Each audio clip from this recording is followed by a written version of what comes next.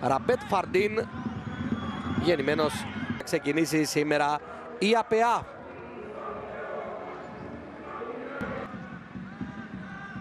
Εδώ Φαρντίν.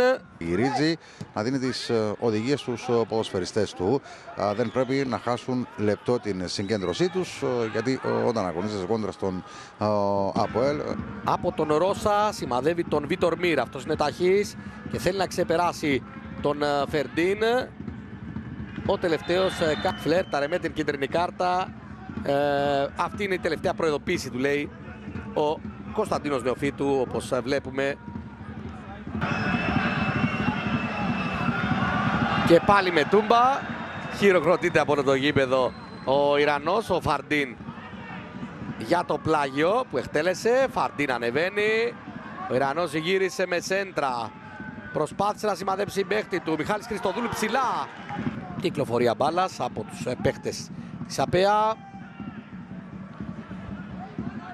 Ανεβάζει ο Φαρντίν. Αιστεία του Περέιρα αρχίζει σιγά σιγά και όταν τη Κωνσταντίνος Γιαννακού ξανά πίσω στον Ρώσα, ο οποίος έχει πάρα πολύ γλυκιά παλιά. Το φύλακα της ΑΠΑ.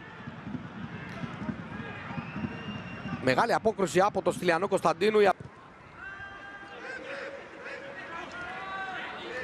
Επιστροφή του καλύτερες δυνατές τελικές προσπάθειες. Κουτσακός. Πάτησε ο Ιρανός. Φαρντίν.